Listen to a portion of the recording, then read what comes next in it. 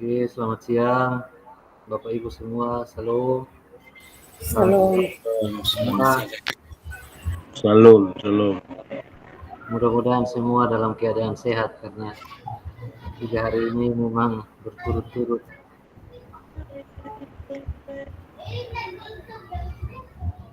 Bapak Ibu, kita mengawali kegiatan kita siang ini dengan berdoa bersama. Berdoa mulai.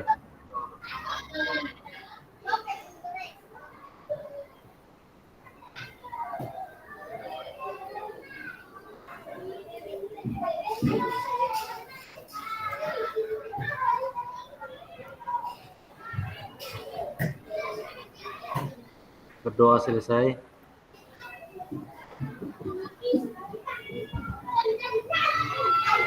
Ya, Bapak Ibu, mengingatkan kembali kesepakatan kita bersama.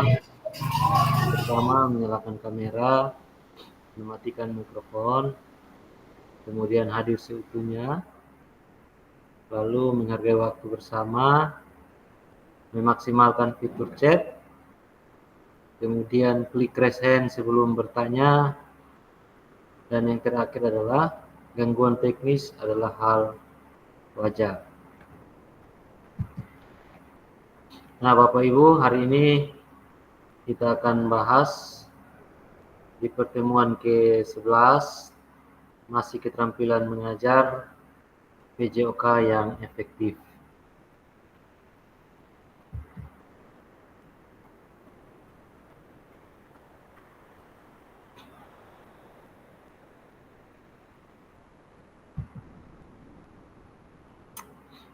Bapak Ibu, tujuan dari sesi kita kali ini adalah peserta akan saling belajar dan berbagi referensi penyajian tugas gerak berdasarkan pengalaman atau temuan peserta dari hasil diskusi dengan kelompok. Referensi ini akan memperkaya dan memberikan inspirasi antar peserta untuk meningkatkan efektivitas dalam penyajian tugas gerak.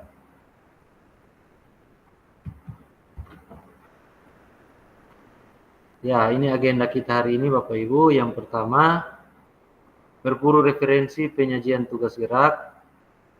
Yang kedua, berbagi referensi penyajian tugas gerak. Dan yang ketiga adalah refleksi.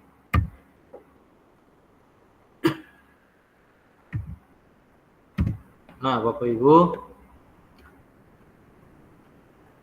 kita diminta untuk mereview kembali materi P1 dan P2 atau pertemuan 1 dan pertemuan 2 terkait dengan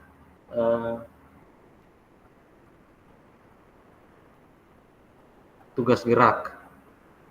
Ya, jadi pertemuan pertama atau P1 itu Bapak Ibu untuk pembelajaran yang efektif adalah proses belajar yang berhasil mencapai tujuan pembelajaran yang ditetapkan. Dalam pengertian yang lebih luas, pembelajaran yang efektif adalah proses di mana peserta didik mengalami perubahan signifikan dalam pengetahuan, keterampilan, sikap, dan nilai-nilai yang diharapkan. Nah, ciri-cirinya Bapak Ibu seperti pembelajaran berdiferensiasi atau berpusat pada peserta didik. Kemudian pembelajaran yang aktif dan menyenangkan sehingga peserta didik bisa terlibat aktif dalam pembelajaran. Tidak hanya mendengarkan tetapi juga melakukan kegiatan yang merangsang pemikiran kritis. Kemudian pembelajaran yang bermakna.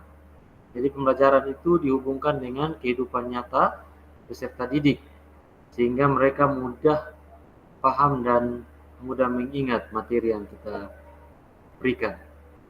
Kemudian pembelajaran yang kolaboratif atau berkelompok sehingga peserta didik kita bekerja sama menyelesaikan gerak atau masalah atau tugas yang kita berikan kepada mereka. Kemudian pembelajaran yang menggunakan berbagai sumber belajar. Jadi tidak hanya terbatas pada buku teks, tetapi juga guru bisa menggunakan berbagai media pembelajaran yang beragam seperti PowerPoint, video, gambar, simulasi, dan lain-lain. Kemudian guru menyediakan umpan balik secara teratur mengenai kemajuan belajar mereka.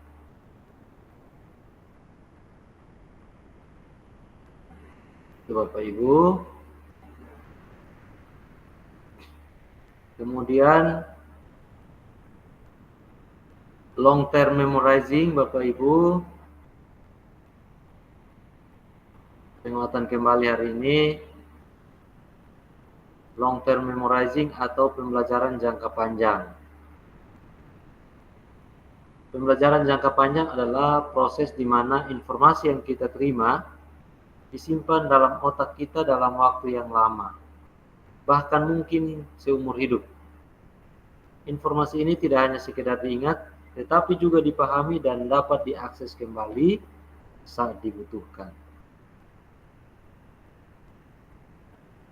Jadi long term memorizing itu Bapak Ibu melalui proses pengulangan atau sesuatu gerakan yang diulang secara terus-menerus. Kemudian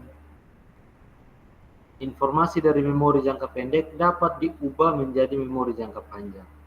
Memori jangka panjang memiliki kapasitas yang tidak terbatas dan dapat menyimpan informasi dalam waktu yang sangat lama.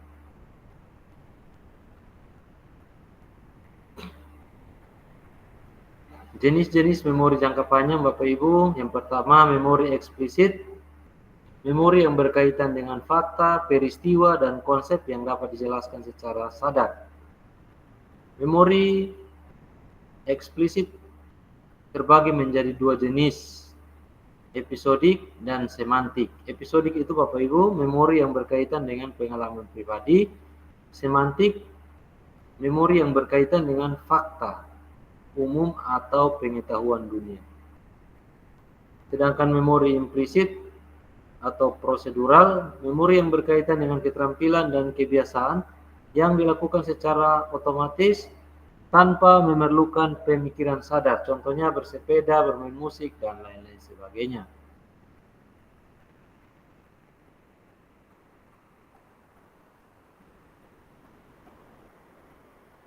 Kemudian Bapak Ibu yang paling penting adalah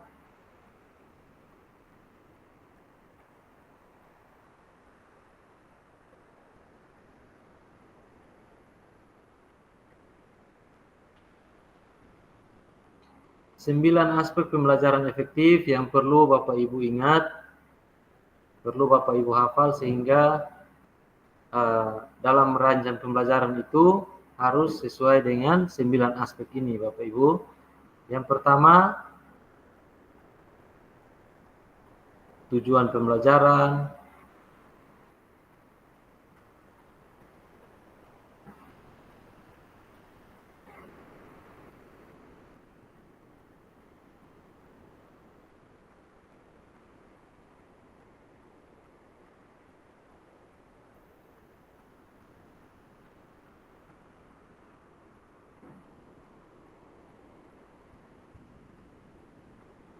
Yang kedua, keterlibatan aktif peserta didik. Kemudian yang ketiga, pengajaran berdiferensiasi. Yang keempat, ada pemrograman dan pentahapan konten. Dan yang kelima, penjelasan dan demonstrasi keterampilan. Umpan balik. Yang ketujuh, komunikasi efektif. 8, penilaian dan evaluasi. Yang kesembilan adalah keselamatan. Jadi 9 aspek ini Bapak Ibu silakan diingat. Gerakan-gerakannya juga perlu diingat. Jadi tujuan pembelajaran itu Bapak Ibu harus jelas, memberikan arah dan motivasi dalam proses belajar. Tujuan pembelajaran dibuat harus spesifik, terukur, kemudian dapat dicapai, dan memiliki batasan waktu. Kemudian materi yang relevan dengan kebutuhan dan minat siswa, sehingga bisa membantu meningkatkan keterlibatan mereka dalam proses belajar. Kemudian metode pembelajaran yang variatif, membantu menghindari rasa bosan, boring, dan mengakomodasi berbagai gaya belajar. Jadi bisa Bapak Ibu bisa kombinasi ceramah dengan diskusi, tugas kelompok, proyek, ataupun bisa menggunakan media pembelajaran lainnya. Jadi siswa kita tidak bosan selain mendengarkan penjelasan dari guru, bisa juga mereka belajar melalui video kah, atau simulasi kah, atau presentasi kelompok, itu bisa kita gunakan. Kemudian Bapak Ibu, kita harus memastikan lingkungan belajar harus kondusif, aman, sehingga dapat mendukung dan meningkatkan konsentrasi belajar siswa. Misalnya kalau kita di kelas atau di ruangan juga Bapak Ibu, ruangan belajar harus cukup terang, tenang, dan memiliki fasilitas yang memadai. Jangan sampai ruangannya gelap sehingga peserta didik kesulitan untuk membaca dan sebagainya. Kemudian kita juga harus membangun interaksi yang positif antara guru dan siswa, siswa dengan siswa, menciptakan suasana belajar yang menyenangkan. Jangan sampai kita masuk kelas, kita marah-marah saja terus, sehingga membuat peserta didik kita merasa ketakutan, disuruh buat ini mereka takut dan lain sebagainya. Karena ada peserta didik yang ketika gurunya marah, dia merasa takut. Apalagi di sekolah kami juga Bapak Ibu, ya entah anak-anak mungkin di rumah itu tidak keluar kemana-mana, sehingga ketika datang di sekolah, gurunya tidak marah-marah, hanya terlalu serius saja. Kadang mereka sudah terganggu, mental mereka sudah terganggu. Kita bicara nada tinggi saja mereka sudah ketakutan. Itu Bapak Ibu. Kemudian pengelolaan waktu yang efektif. Jangan sampai peserta didik kita terlalu lama mengantri untuk melakukan gerakan. Jangan sampai yang lakukan juga sekian orang, yang lainnya melakukan aktivitas lain seperti lari-lari, sehingga tidak ada konsentrasi pada pembelajaran yang kita lakukan pada hari itu. Jadi penting sebagai guru Bapak Ibu untuk mencegah hal-hal seperti itu, kita bisa memodifikasi alat sehingga peserta didik kita, apalagi praktek di lapangan Bapak Ibu, kalau kita tidak modifikasi alat, maka peserta didik kita akan lama mengantri untuk menunggu. Atau misalnya kalau bola hanya 1 atau 2 bola, ya sudah kita buat permainan saja sehingga semua anak bisa melakukan aktivitas gerak. Kemudian jangan lupa refleksi Bapak Ibu, ini penting sehingga peserta didik bisa memahami kekuatan dan kelemahan dalam diri. Kira-kira dia kurang apa, kira-kira dia kelebihannya apa. Dari situ mereka bisa meningkatkan kemampuan mereka. Sebagai guru kita terus mendorong untuk merefleksikan proses belajar dan membuat rencana perbaikan. Jadi bisa juga kita minta mereka untuk menulis dalam bentuk jurnal harian, atau bisa juga melalui diskusi kelompok untuk berbagi pengalaman dengan teman sebayanya. Itu berkaitan dengan 9 aspek, Bapak Ibu.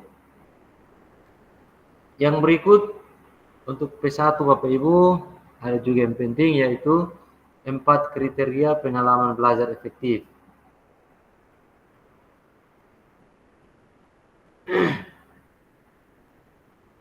Yang pertama, berpotensi meningkatkan keterampilan motorik siswa. Yang kedua, memaksimalkan aktivitas dan waktu pembelajaran. Yang ketiga, sesuai dengan level pengalaman semua peserta didik. Yang keempat, berpotensi dan mengintegrasikan tujuan pendidikan dalam ranah kognitif, afektif, dan psikomotor.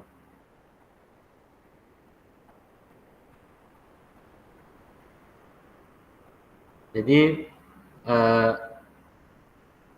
peningkatan keterampilan itu Bapak Ibu, sebagai guru, pengalaman belajar harus dirancang untuk meningkatkan kemampuan mereka dalam aktivitas fisik. Keterampilan yang dikembangkan harus relevan atau sesuai dengan tujuan pembelajaran yang kita putuskan dan sesuai dengan kehidupan nyata sehari-hari.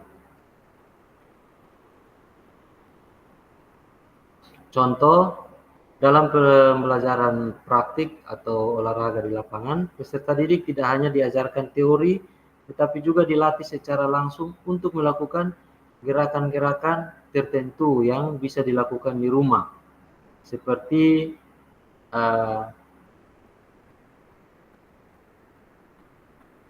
menyapu, cuci piring, pel. Itu kan ada gerakan-gerakan atau bagian-bagian tubuh yang aktif di situ, sehingga peserta didik mengerti dan semakin memahami materi yang kita berikan. Kemudian yang kedua, pengembangan keterampilan kognitif. Pengalaman belajar harus merangsang peserta didik untuk berpikir kritis, menganalisis dan memecahkan sebuah masalah. Jadi bisa kita gunakan berbagai metode pembelajaran seperti yang tadi sudah disampaikan di awal-awal, diskusi, proyek, studi kasus, sehingga bisa merangsang pemikiran tingkat tinggi dari peserta didik kita. Kemudian yang ketiga, pengembangan keterampilan afektif. Pengalaman belajar harus membantu peserta didik mengembangkan sikap, nilai, dan emosi positif. Guru menciptakan suasana belajar yang kondusif untuk membangun rasa percaya diri, empati, dan kerjasama.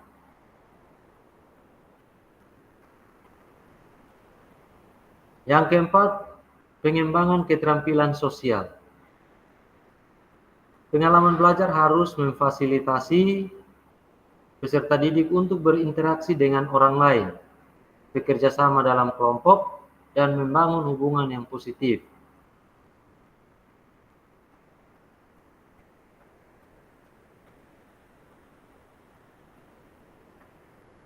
Mengapa kriteria ini penting, Bapak Ibu? Dengan memenuhi keempat kriteria di atas, pengalaman belajar akan menjadi lebih bermakna dan berdampak jangka panjang bagi peserta didik.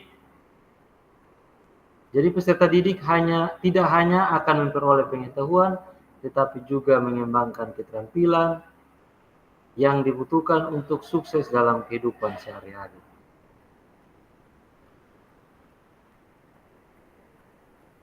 Kemudian kata kunci dari pertemuan 1,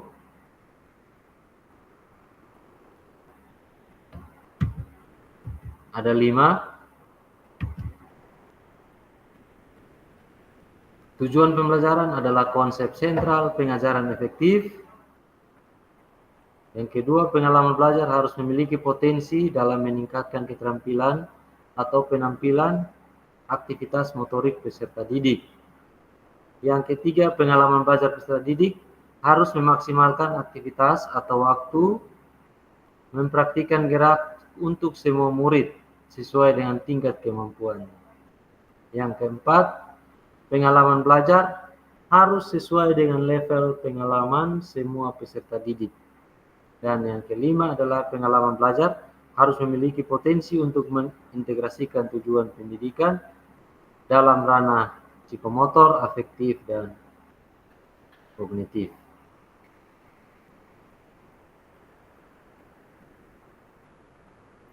Ya, Bapak Ibu, itu saya kira cukup untuk P1. Kita review sedikit mengenai P2.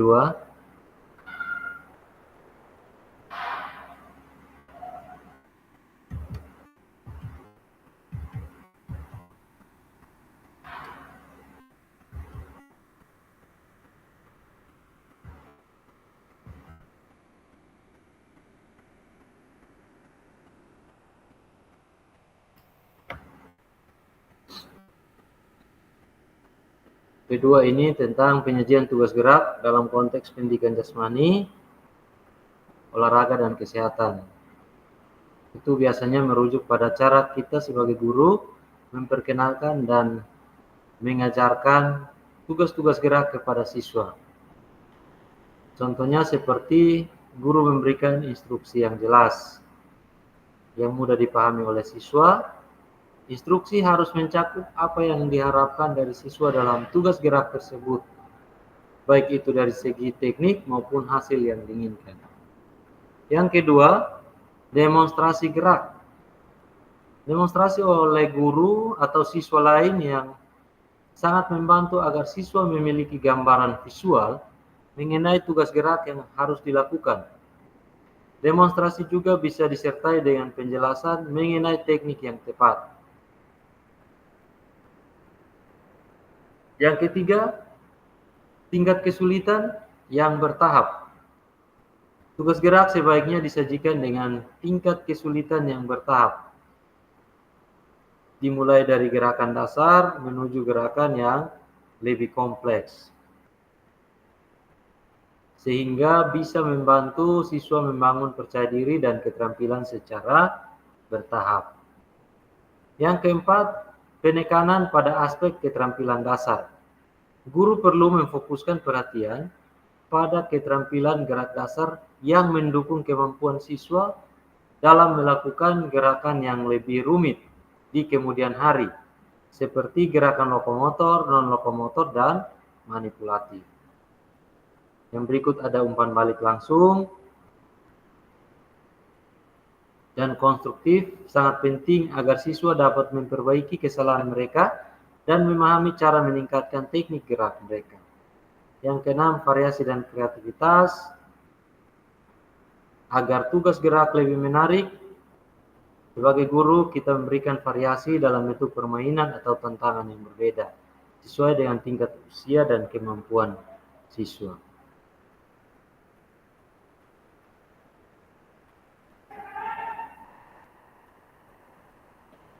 Oke, Bapak Ibu, saya pikir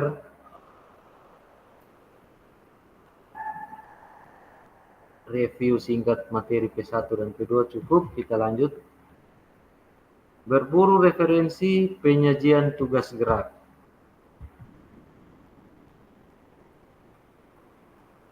Peserta dibagi menjadi 3 kelompok. Nah, ini 3 kelompok lagi.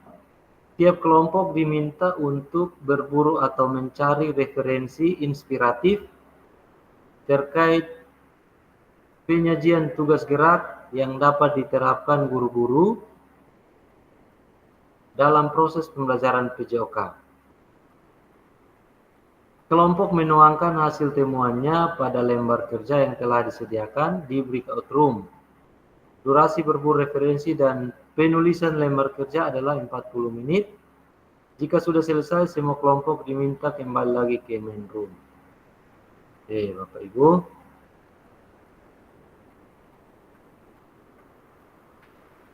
Bapak Ibu akan dibagi 3 kelompok sama kayak kemarin.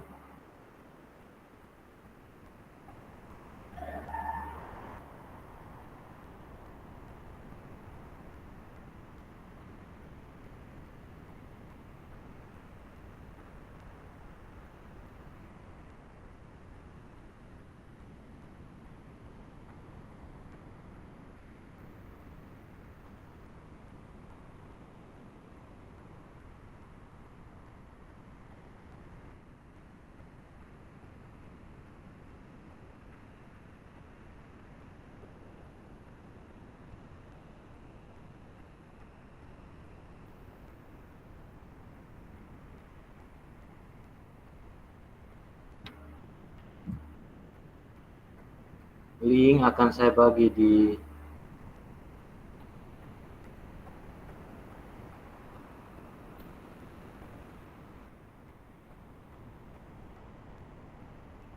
grup WA, bisa juga kalau di chat room bisa akses kok Bapak Ibu setelah masuk di roomnya masing-masing.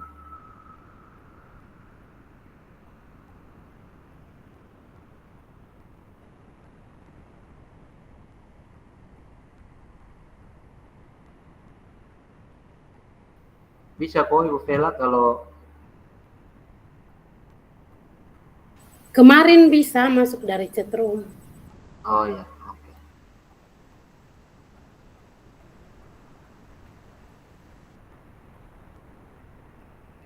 Linknya sudah di sebentar, coba saya tampilkan.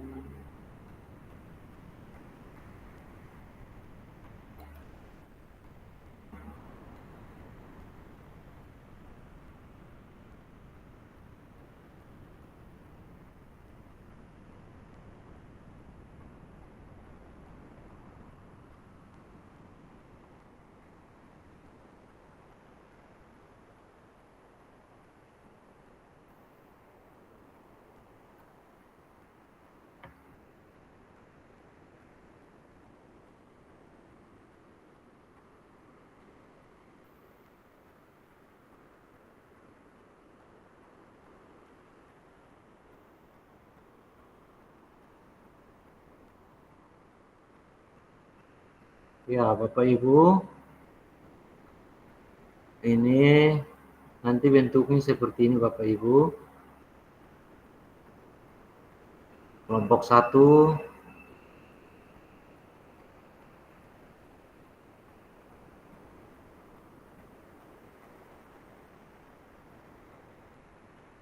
kelompok 2, kelompok 3. Ya, soalnya sama. Soalnya sama Bapak Ibu.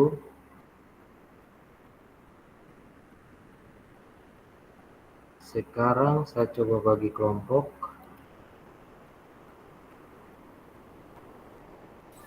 Pak Fasilitator, mohon berbicara Siap, siap. terkait dengan link yang sudah dibagikan. Ternyata setelah dibuka tidak bisa tulis atau edit.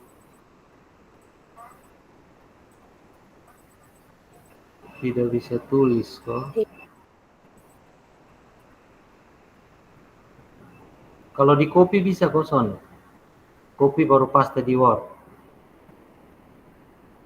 Tadi saya coba copy juga ternyata tidak bisa.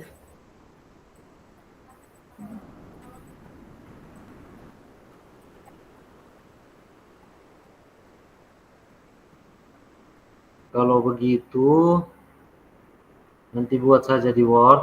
Yang penting Sudah, menyesuaikan. ternyata bisa copy, bisa copy. Oh, ya, Ya. siap. Oke.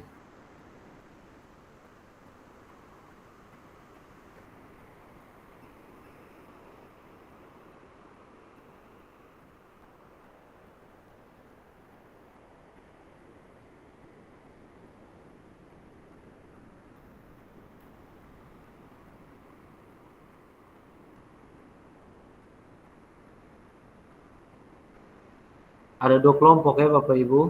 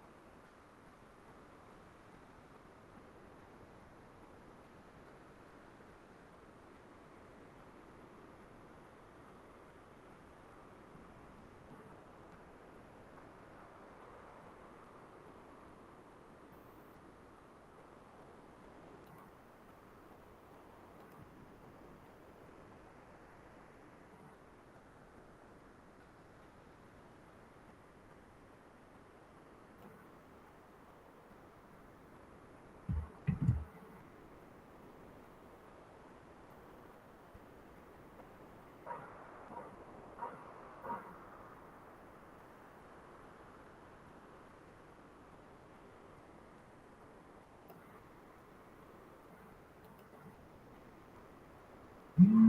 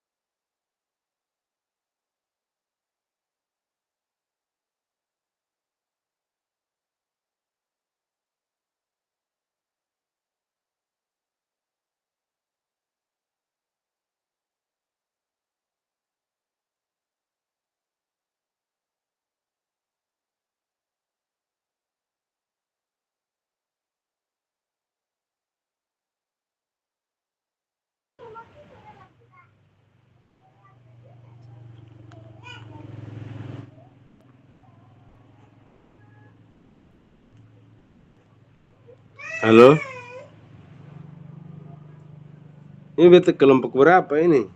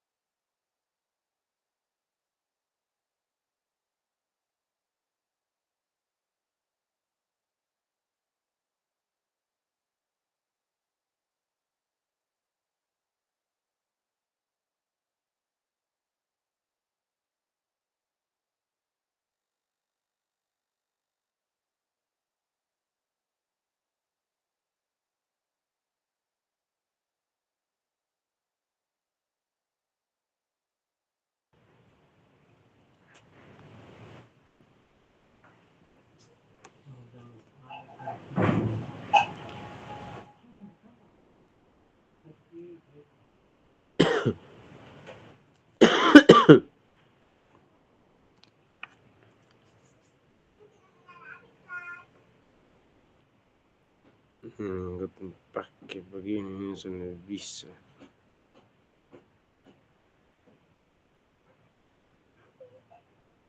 Pak Nobatonis, Iya Bapak. beta baru ingat, Pak Yaret kemarin ada bilang hari ini agak sibuk, jadi kemungkinan beliau sudah lihat ini apa. Ibu Junita juga lagi di orang mati, jadi ya sudah, kakak coret-coret saja di kertas supaya karena ada pakai HP kok. Nah, beta ada pakai pen, nanti beta coret-coret di kertas, ke situ baru beta. Be Siap. kelompok satu kok atau? Iya, ini Oke, siap, siap. pertanyaannya sama semua kakak. Ya, ya, siap, siap, siap, siap.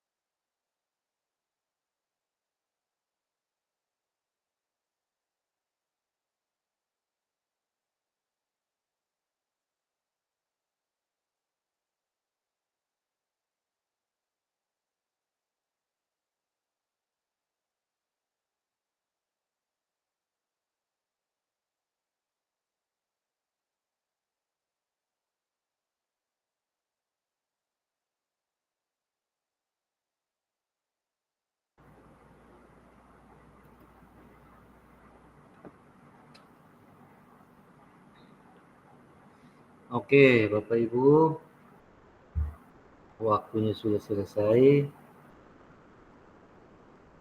Bagaimana Mama Carolina? Berhasil mengerjakan kok? Suara belum kedengaran, Mama.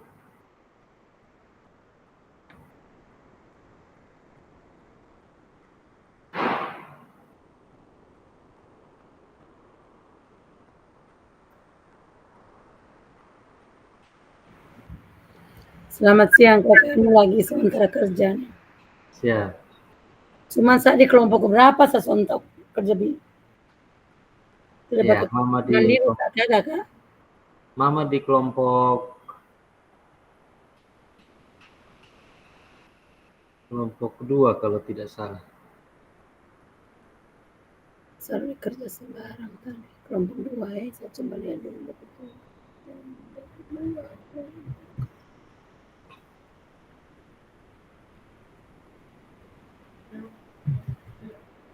Mama ada kerja di Word atau di link yang itu? Di Word, kakak. Oh, di Word. Beta sudah pusing untuk kerja. Beta apa-apa. Bisa share ke grup kok? Oh, pokoknya kerja dulu, kerja habis baru share ke grup ya. Saya kelompok 3, kak, Pak. Iya. Anu Batonis berhasil coret-coret kok? Kelompok 3. Dapat soal sama, kakak ya? Iya, soal semua masih sama. Oh, iya, siap. ini masih sementara ada coret-coret tambah lah ini. Siap. Mantap.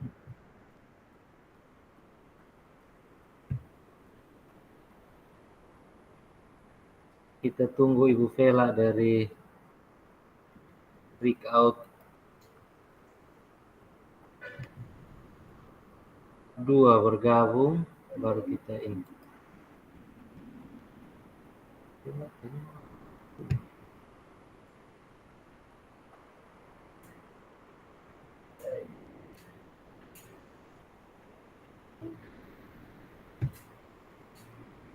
Kemudian diajarkan isyarat yang bisa digunakan. Yang diajarkan.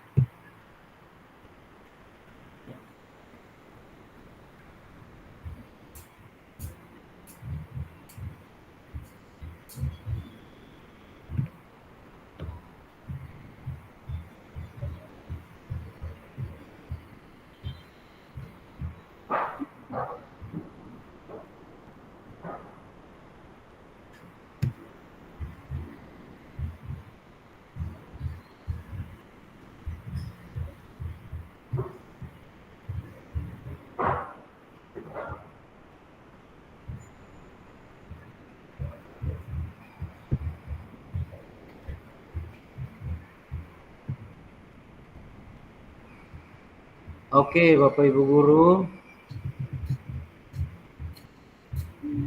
Mari kita berbagi referensi penyajian tugas gerak. Kita berbagi apa adanya. Siap.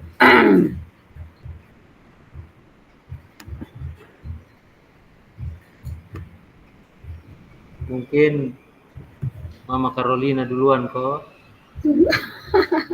Ya, tidak apa-apa. Apa adanya. Oh iya. Jawaban berapa? Jawaban tidak apa-apa. Kita karena waktu kita semakin berjalan. Nah. Iya, siap. Gue terampil yang diajarkan tadi.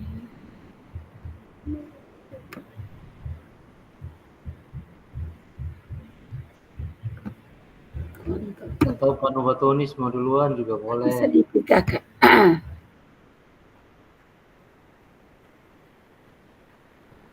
Sedikit lagi. Siap. Ini dasar.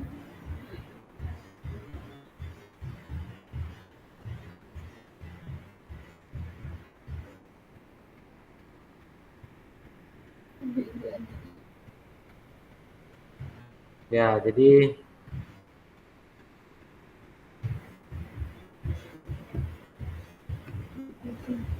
dalam pengelolaan kelas Bapak Ibu ada beberapa teknik yang penting yang dapat kita terapkan untuk mendukung pembelajaran yang efektif. Yang pertama itu mendapatkan perhatian dari peserta didik. Nah, untuk mendapatkan perhatian dari peserta didik itu Bapak Ibu, sebagai guru PJOK kita menggunakan sinyal, menggunakan isyarat, Iya. menggunakan nada suara tertentu yang disepakati sebagai tanda untuk memulai kegiatan atau meminta perhatian. Itu yang pertama. Yang kedua, kita menggunakan metode seperti tepuk tangan, beri ramah, atau nyanyian pendek untuk menarik perhatian. Atau kayak seperti kemarin, misalnya karena peserta didik kita terlalu ribut, guru tepuk 1 kali ya, atau tepuk 2 kali, tepuk berapa kali, atau tepuk di dan lain sebagainya. Itu bisa kita gunakan untuk mendapatkan perhatian peserta didik. Kemudian yang ketiga, variasikan aktivitas atau materi pembelajaran agar peserta didik tetap fokus. Itu sebagai contoh dan juga penguatan. Tapi sebentar nanti setelah Bapak Ibu selesai bisa presentasi, siapa tahu ada hal yang berbeda. Kemudian yang kedua, soal yang kedua adalah menetapkan tanda atau prosedur. Untuk menetapkan tanda atau prosedur ini Bapak Ibu, kita menentukan kelas secara jelas, seperti masuk kelas dan meninggalkan kelas, itu harus ada aturannya. Atau mau izin ke toilet atau mau minum, itu harus kita buat aturannya seperti apa, sehingga jangan sampai anak sesuka hati. Dia mau minum, dia bangun minum, dia mau ke toilet, dia bangun jalan diam-diam, tidak izin dan lain sebagainya. Kemudian tata cara berbicara atau cara meminta izin untuk bertanya.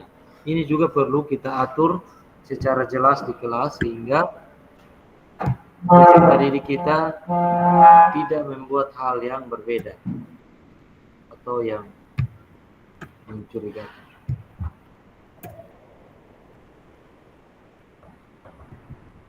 Itu terkait pertanyaan menetapkan tanda atau prosedur. Kemudian yang ketiga Bapak Ibu, mengatasi faktor lingkungan dalam pembelajaran. Yang pertama, sebagai guru kita memastikan pengaturan ruang kelas yang mendukung aktivitas pembelajaran, seperti tempat duduk yang memungkinkan semua peserta didik dapat melihat guru. Jangan sampai kita di kelas Bapak Ibu kita menempatkan peserta didik yang memiliki postur tubuh tinggi di depan, sehingga yang peserta didik kita yang di belakang. Ya, itu juga berpengaruh terhadap pembelajaran.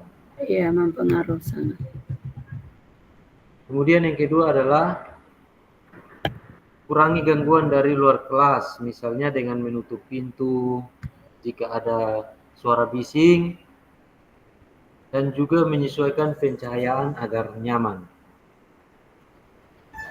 Kemudian yang ketiga Bapak Ibu, kelola suhu ruangan agar tidak terlalu panas atau tidak terlalu dingin yang dapat mengganggu konsentrasi peserta didik. Ya, ini penting, apalagi kita di Kupang Bapak Ibu. Kita jam 12 siang kalau tidak ada AC, itu ya Bapak Ibu pasti merasakannya sendiri.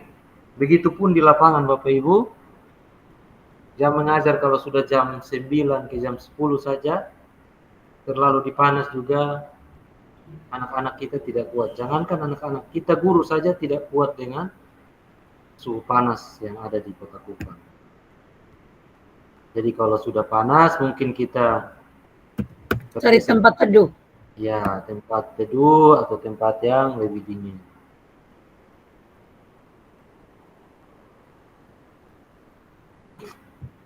Kemudian yang keempat, pertanyaan yang keempat, memastikan peserta didik mendengar dan melihat. Jadi guru memastikan semua peserta didik memiliki pandangan jelas terhadap papan tulis atau media pembelajaran yang digunakan. Atau seperti kita mencontohkan gerakan, kita harus mencoba beberapa sisi sehingga peserta didik kita juga melihat dari berbagai sudut pandang dan penglihatan. Yang bisa dijangkau, bisa lihat semua. Kemudian yang kedua, gunakan nada suara yang cukup keras untuk didengar seluruh kelas tanpa berteriak.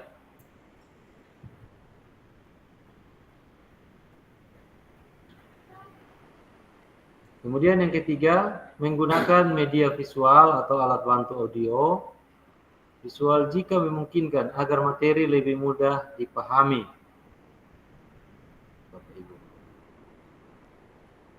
Kemudian pertanyaan yang kelima adalah penggunaan waktu yang efisien. Itu ya, kita merencanakan waktu untuk setiap kegiatan itu berapa menit dari pembukaan, inti, penutup. Jadi kita selesai tepat pada Waktunya. Jangan sampai kita PJOK 3 JP tapi baru 2 JP kita selesai. Atau bisa lari lewat jam, itu juga berpengaruh. Kemudian yang kedua, yang bagian menahapkan konten dan aspek organisasi penugasan keterampilan gerak yang diajarkan.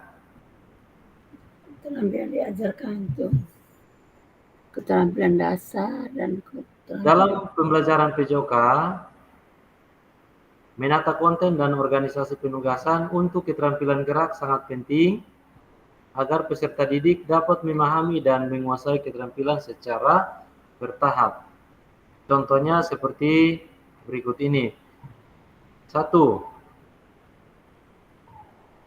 Identifikasi keterampilan gerak yang menjadi fokus pembelajaran seperti keterampilan dasar lokomotor, non-lokomotor, dan manipulatif. Ya, jadi memang 3 keterampilan dasar ini Bapak Ibu. Lokomotor seperti berjalan, berlari, melompat, dan lain sebagainya. Non-lokomotor itu seperti ya meliuk, mengayun, meliuk, memutar, dan lain-lain sebagainya. Memang ini 3 keterampilan dasar ini sudah di luar otak guru PJOK. itu makan minum. Sedangkan manipulatif itu ya menggunakan alat. Menggunakan objek alat. Seperti melempar, menangkap, menendang, memukul, dan lain sebagainya. Tapi harus ada kata keterangan belakang, melempar apa dulu kakak? Iya, benar. Lempar bola. Kemudian memilih keterampilan yang sesuai dengan tingkat perkembangan fisik peserta didik dan kemampuan, sehingga peserta didik merasa mampu dan terdorong untuk belajar. Di bagian menentukan urutan pengajaran, langkah pertama,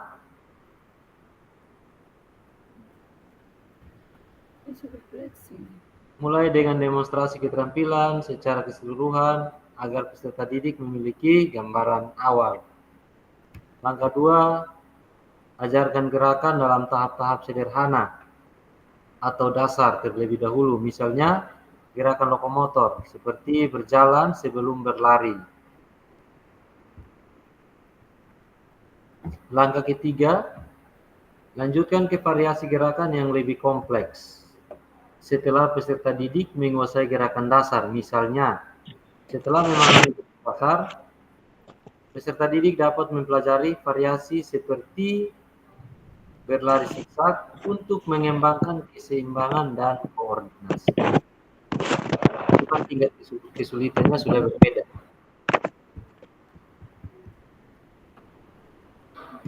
Kemudian pengorganisasian penugasan. Ada dua hal. Yang pertama, berikan tugas atau aktivitas yang relevan atau sesuai untuk melatih keterampilan, seperti permainan sederhana yang melibatkan gerakan yang sedang diajarkan. Seperti kalau dalam permainan sepak bola, kita kasih bermain penjadi. Itu salah satu contoh. Kemudian yang kedua, tentukan kelompok kecil atau pasangan untuk meningkatkan interaksi dan membantu penguasaan keterampilan melalui pembelajaran kooperatif.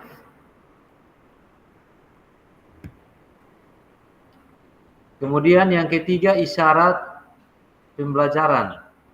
Isyarat pembelajaran.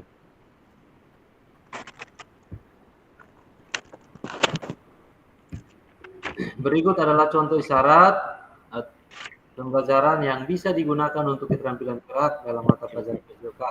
Yang pertama, keterampilan gerak lokomotor. Misalnya berlari. Jadi guru harus memberikan isyarat seperti ayunan lengan, bagaimana langkah kakinya, bagaimana, kemudian pandangan mata harus bagaimana. Itu dia masuk pada isyarat, Bapak Ibu. Iya. Posisi badan bagaimana. Tujuan dari isyarat ini adalah untuk membantu peserta didik memahami koordinasi gerakan kaki dan lengan sambil menjaga keseimbangan dan konsentrasi ke depan. Yang kedua, keterampilan gerak manipulatif, seperti melempar bola misalnya. Isyaratnya ya, arahkan bahu, gunakan lengan seperti ayunan, kemudian harus melihat ke sasaran, dan lain-lain. Isyarat ini membantu dalam mengarahkan lemparan dengan presisi, memastikan bahwa peserta didik mengarahkan bola ke sasaran dengan teknik yang benar. Kemudian keterampilan gerak non-lokomotor,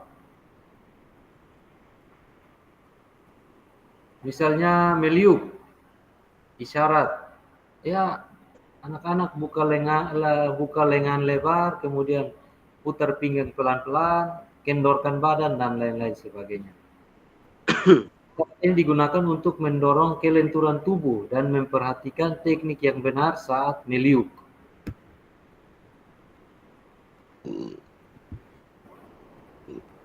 Atau contoh lain seperti melompat, ya isyaratnya bengkokkan lutut,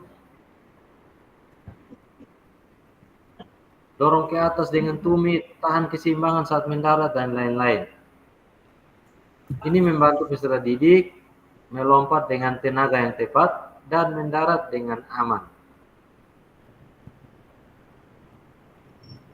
Jadi setiap isyarat ini penting Bapak Ibu dalam pembelajaran PJOK. Tujuannya supaya memudahkan peserta didik paham dalam mengingat langkah-langkah gerakan dasar, meningkatkan keterampilan fisik mereka, serta mengurangi risiko cedera. Jangan sampai kita pelajaran PJOK, ya ini bola anak-anak silakan main, 3JP, guru duduk bercerita dan lain sebagainya. Selama satu datang lapor, ini ada teman jatuh, kepala bocor misalnya, ya itu kesalahan guru. Ya, kira-kira itu Bapak Ibu secara garis besar penguatan. Jika sudah menyelesaikan pekerjaannya, mungkin kita mulai presentasi. Anu Batonis? Langsung saja. Ya, silakan. Mungkin dari kita kelompok satu ini, tapi 2 orang yang tidak ada, jadi ini saya ada coret-coret yang tugas yang saya kasih ini. Siap. Yang satu, mendapatkan perhatian peserta didik. Itu mendapatkan tanda prosedur komunikasi verbal atau non-verbal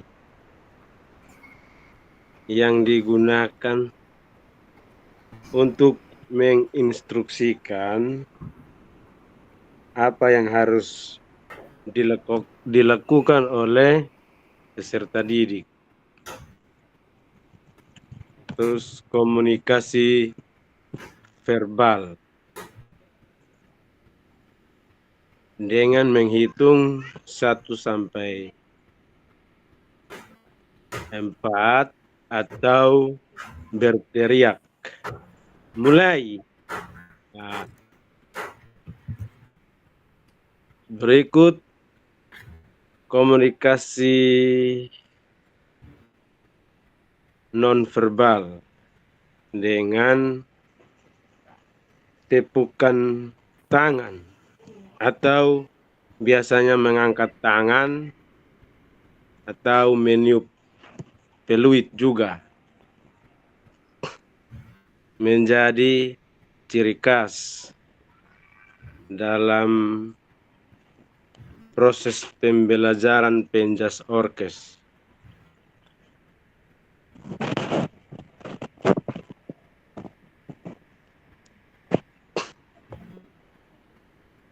Ini kakak Fasil, ini beta lanjut saja karena ini beta sudah lihat yang beta hanya lihat saya di grup itu.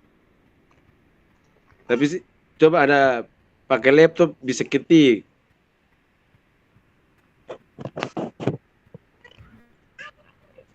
Lanjut mengatasi faktor lingkungan dalam pembelajaran. B.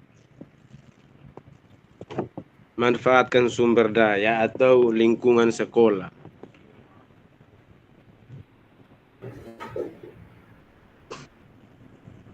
Bola, matras, pemukul, dan peralatan lainnya.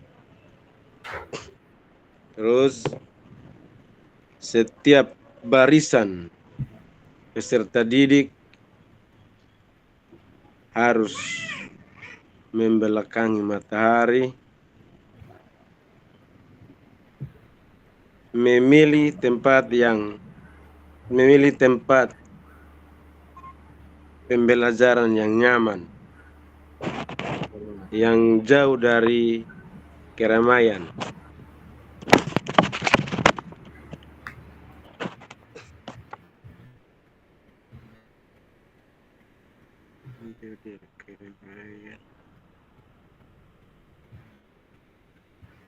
Memastikan peserta didik mendengar dan melihat apa yang sudah kita berikan.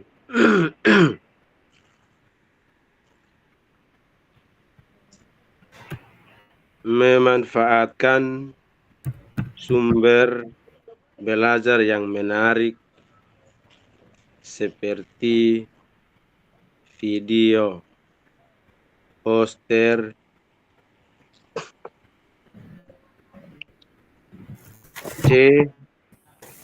pembagian C, penggunaan waktu yang efisien.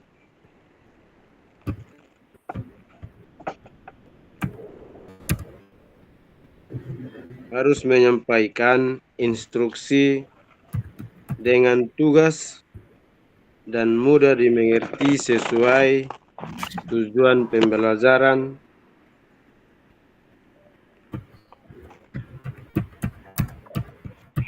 Penyajian tugas, gerak singkat.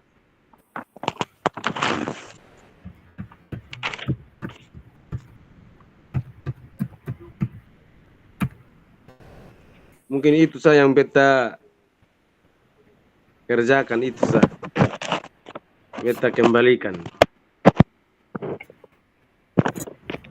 Jadi dari kelompok 2-3 yang ingin menambahkan, saya silahkan. Saya minta silahkan. Terima kasih Pak Nobatonis. Ibu Junita ada sementara mengikuti pemakaman. Pak Yaret juga ada kegiatan sepertinya, jadi tidak aktif. Oke, lanjutkan ya Mama Carolina kok. Sebentar baru. Ya. saling menanggapi. Pokoknya kita atur pi, pokoknya marah kalau tidak ada yang marah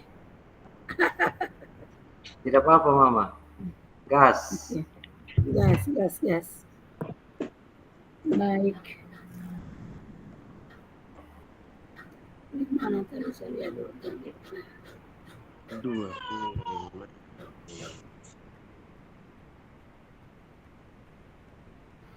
Kakak beta ini mau bata nih berarti tidak bisa lihat muka nih, bagaimana? Tidak apa-apa kok. Siap Mama, tidak apa-apa. Oke, baik.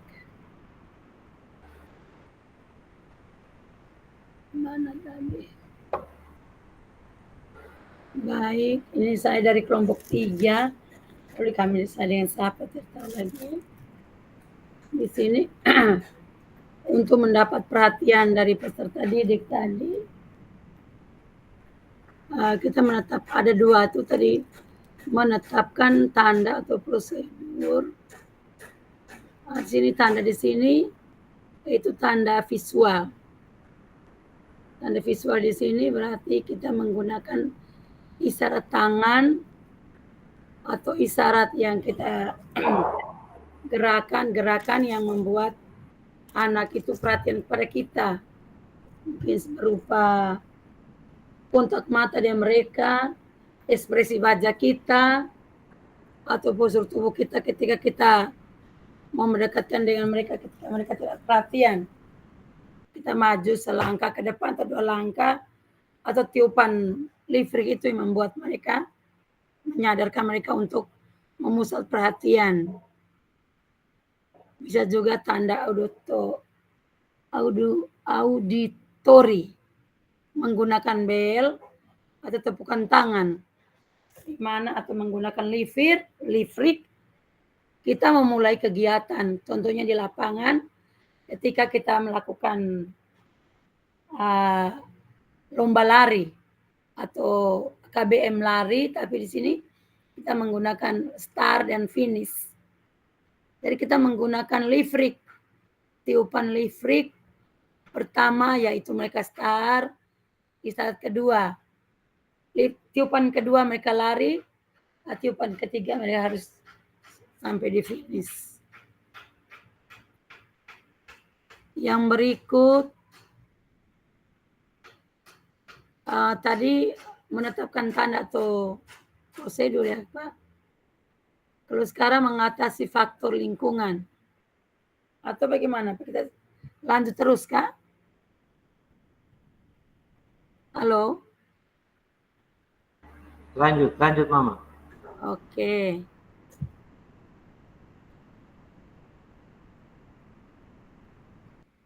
Di mana tadi? Oke.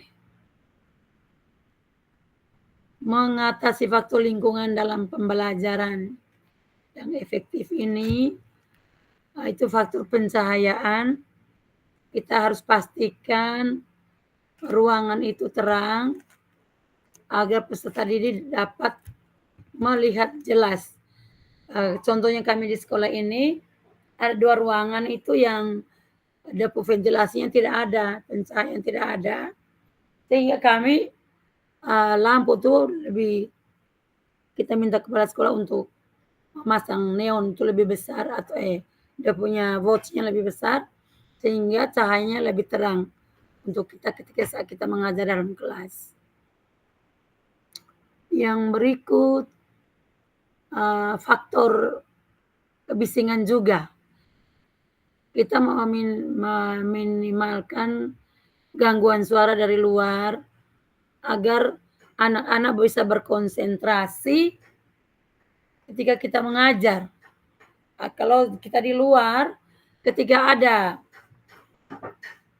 yang mengganggu, bukan mengganggu sih, kayak faktor bising itu mungkin dari sekolah sebelah yang sementara buat kegiatan, ya anak kita memusatkan perhatian mereka, jadi kita harus suaranya lebih keras lagi dan mengarahkan mereka supaya mereka fokus kepada kita ketika kita mengajar.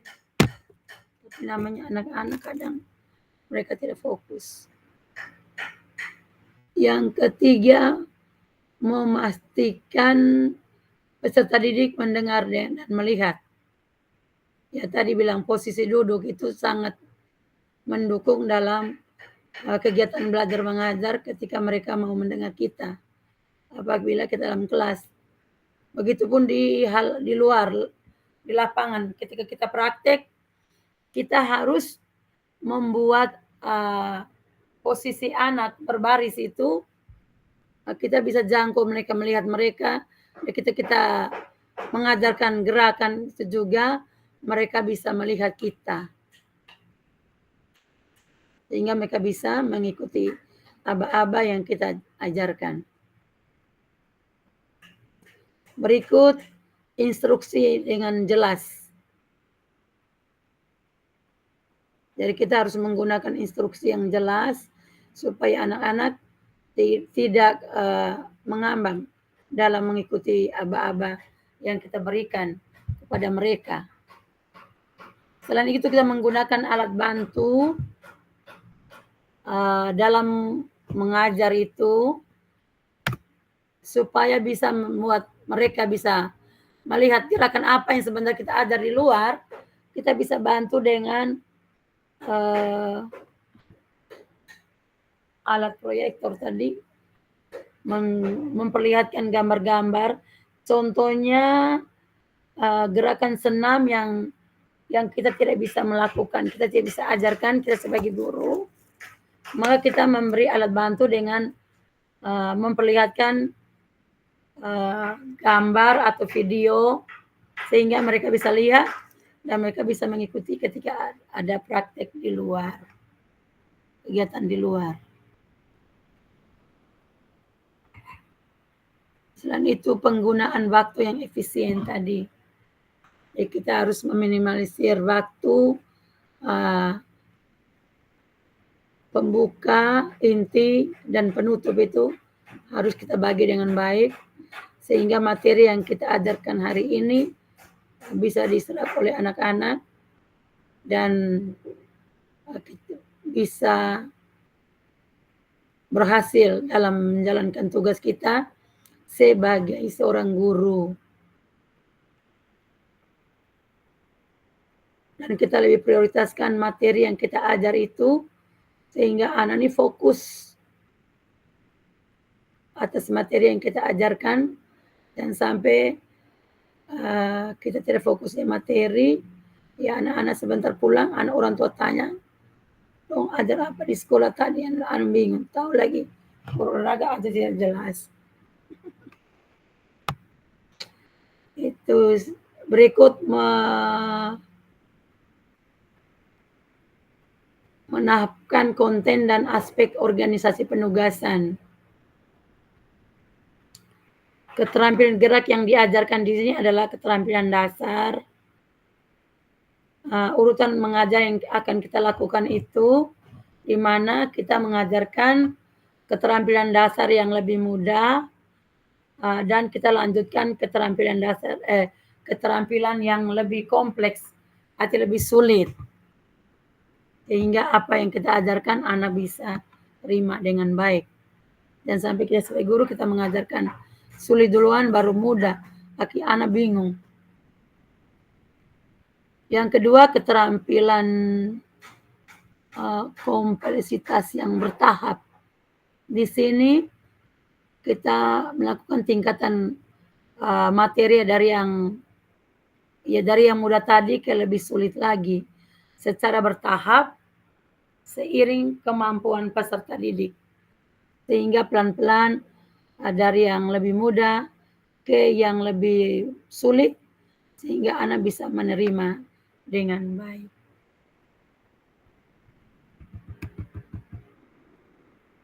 Masuk pada isyarat, Pak. Isyarat di sini isyarat di sini ada dua, yaitu teknik dasar dan koordinasi. Teknik dasar di sini ajarkan isyarat yang membantu untuk mengingatkan teknik dasar. Contohnya isyarat yang kita ajarkan, contohnya dalam gerakan lokomotor, lari. Kita lakukan gerakan lokomotor jalan, lari, lompat. Jadi kita menggunakan, kalau saat di sini biasa menggunakan isyarat itu di sini adalah dengan menggunakan lifrik tadi. Ya, tiupan pertama engkau melakukan gerakan berjalan. Tiupan kedua gerakan berlari. Tiupan ketiga gerakan melompat.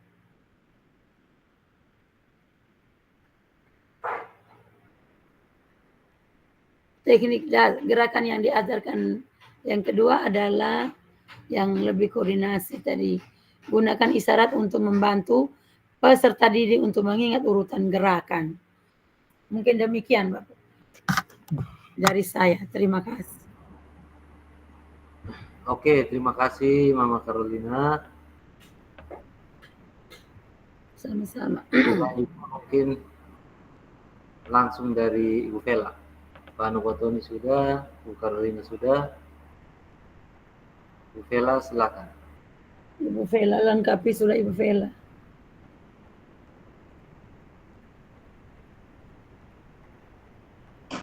Senior lengkapi sudah, senior.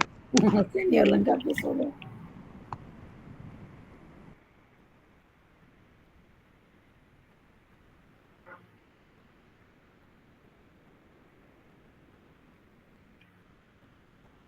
Jangan lupa kita sebagai seorang guru juga harus penampilan lebih rapi, menarik, supaya anak-anak juga ikut juga. Mereka lebih senang. Ya mohon maaf ini karena saya ikut Zoom 2, jadi akhirnya perhatian terbagi. Mantap, betul-betul.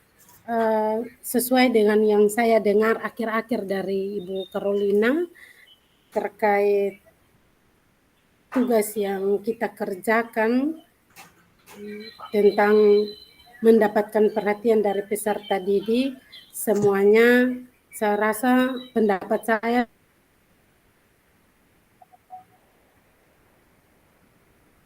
masuk oleh Ibu. Itu saja.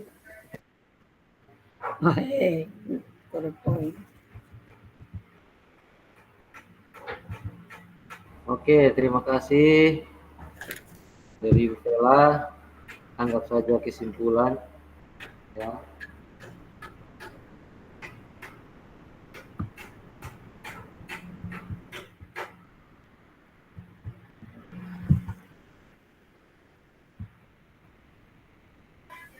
Bagaimana?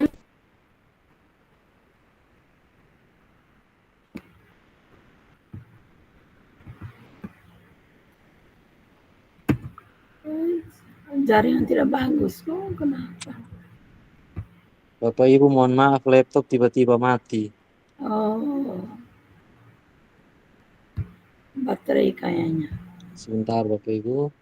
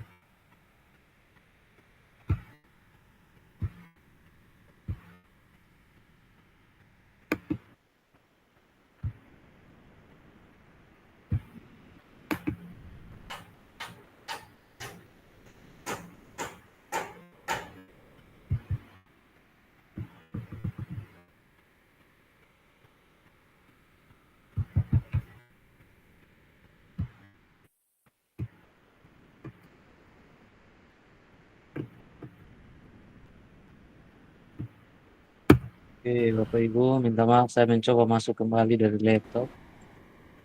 Ini kita slide berapa ini?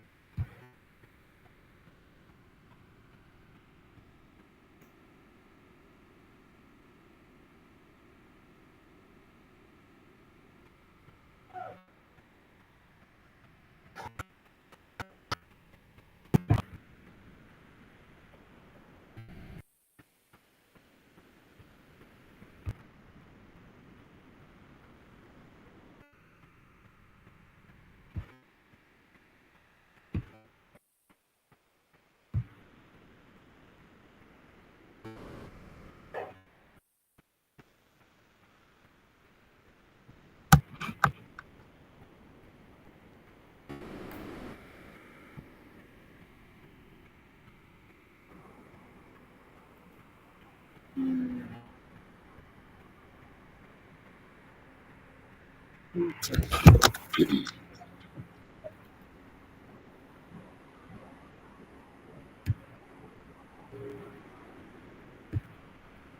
Oke, Bapak Ibu. Bapak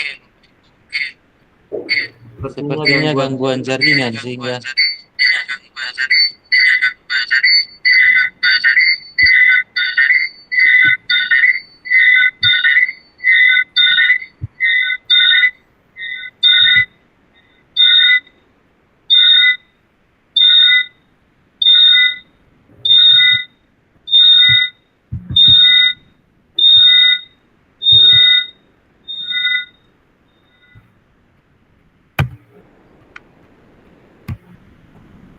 Oke, Bapak Ibu.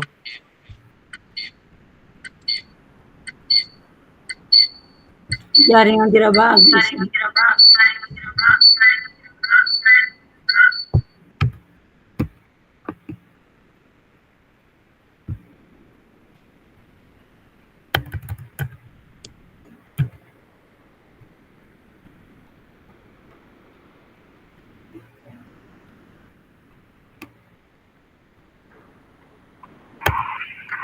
Cek. Ya, suara jelas kok, Bapak Ibu.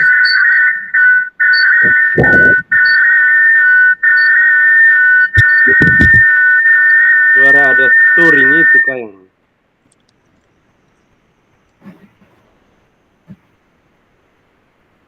Bapak Ibu kalau dari HP bisa dengar kok suara. Oh, ada dengar nih kakak? Ada dengar, ada dengar. Jelas, jelas. Ya. Sepertinya ada gangguan apa kok. Saya mengerti juga nih. Oke, Bapak Ibu. Saya bacakan saja pesan kunci kita hari ini karena waktu kita sudah cukup panjang juga. Pesan kunci hari ini bahwa semakin kaya referensi guru dalam mengembangkan strategi lain di luar modul untuk mendapatkan perhatian peserta didik, mengembangkan konten, dan mengkomunikasikan isyarat, pembelajaran berpengaruh dalam meningkatkan efektivitas pembelajaran PJOK. Oke, Bapak Ibu.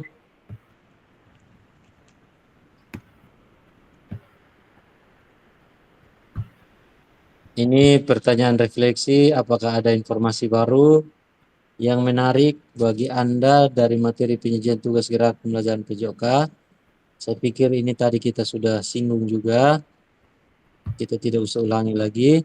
Iya, siap. Jadi pada akhir sesi kita hari ini Bapak Ibu, peserta akan saling belajar dan berbagi referensi penyajian tugas gerak berdasarkan pengalaman atau temuan peserta dari hasil diskusi dengan kelompok. Referensi ini akan memperkaya dan memberikan inspirasi antar peserta didik, antar peserta Peserta untuk tersebut. meningkatkan efektivitas dalam penyajian tugas gerak. Iya. Oke, Bapak Ibu, pertemuan kita hari ini cukup. Kita akan menutup dengan doa bersama. Mari kita berdoa.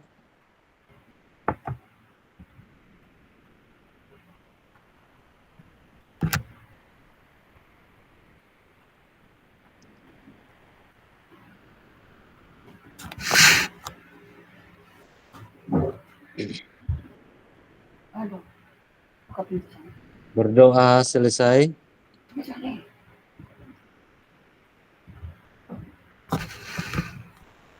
Selanjutnya kita foto bersama.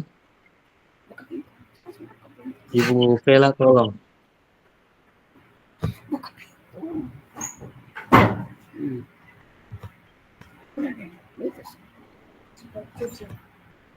Empat orang.